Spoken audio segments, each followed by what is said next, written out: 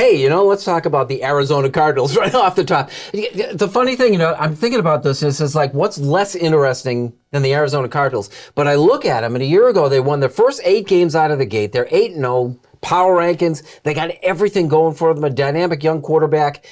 And a year later, it's crap. I mean, they have more issues than anybody in the league. And I keep thinking, cautionary tale? I mean, the worst case scenario, can this kind of thing happen in Buffalo? Well, no. Let me get that jinx away from Buffalo right now for Duffy's sake. But can it be destroyed that quickly? Remember, they got rid of Josh Rosen and went with Kyler Murray. It worked out great. It looked like it was going to be a fantastic team. Yep. J.J. Watt joins the team. You got Hopkins in the trade. All these things started lining up, and then became the big contract discussion. Then became the homework for the quarterback and Murray. Then one of your big wide receivers isn't there. Then J.J. Watt isn't playing. And then it became like this roller coaster disaster.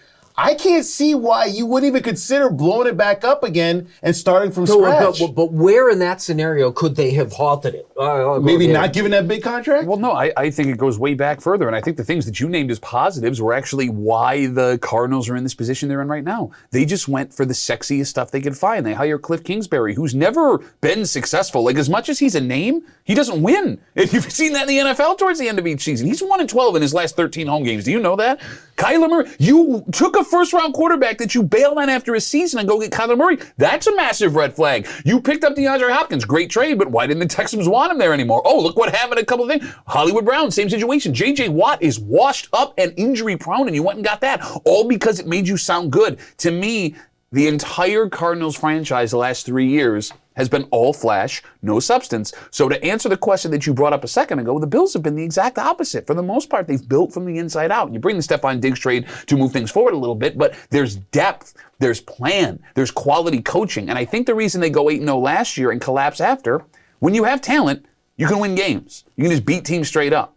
But teams figure out how to beat you. It's teams that surge towards the end of the season that have good coaching. And you've seen the Bills the last 2, hopefully this year again, go on crazy win streaks into deep playoff runs. Let me throw in another comparison. The coaching and quarterback dynamic. If you notice, the coaching quarterback dynamic is so big, Kingsbury and Murray. So oftentimes seems a little bit. But that was supposed to be the strength that he had coached him in college. But you know what's interesting? What happens from college on to the pros? Money, the ego, all these different flash in the pan things that happen that Duffy was talking about. The other thing too is the fact that there is this sort of feeling of in interviews or post game, the comments don't linger on. Tell me something Josh Allen that says that have had comments linger on the next day, 2 days, 3 days later. Maybe there's a problem here. We don't feel like that. He seems to be getting on, whether it was Dable, whether it's Dorsey, whether it's McDermott. He seems to get along very well and goes with the team, and he got the bag. Look, 3 letters he just brought up is the problem with this team.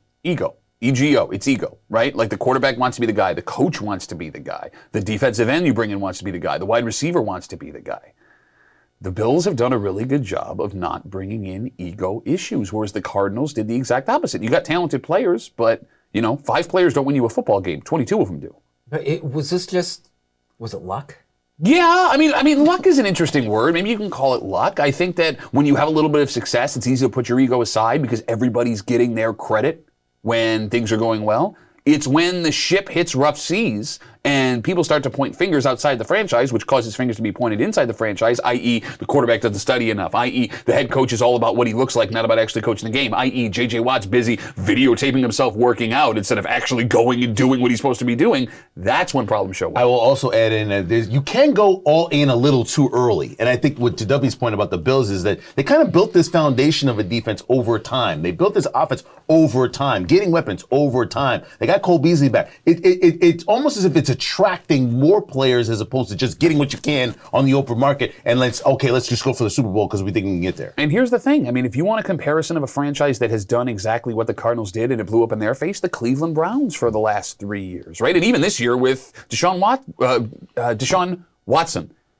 Quarterback's got an ego. 2 wide receivers have an ego. Defensive end has an ego. Coach has an ego. I look at these profiles, and it's like, you're Buffalo, it's Cleveland, Arizona. It's like, God, what's to stop it? I don't know. It scares me. And because to use your analogy about a ship in rough seas, I don't think this particular Bills team has had that yet. How will they react? There is a thin line between I'm going to prove everybody wrong, then I'm going to show everybody and prove everything wrong. When he brought up Cleveland, I thought of Baker Mayfield. I'm going to prove everybody wrong. Didn't work out. Disaster. Third team in 2 years, if that. And then the same sort of thing with Kyler Murray. I hope he doesn't go in that net. He's a natural thrower of the ball. He's a talented player, but the team concept, is he all in with the rest of the team like these other successful quarterbacks? And going back to the Bills analogy, I would make the argument they have hit the rough seas. They lost 2 in a row this season. They lost 2 in a row the season before. They got blown out at home by the Indianapolis Colts. I mean, it's the ability. That's not the same universe as what happened to Cleveland, Arizona. But I would disagree. I would say, how do you know that those first 2 losses aren't what kickstarted this complete decline of what's going on, right? If you can handle a loss, key loss, 2, 3 in a row, and right the ship,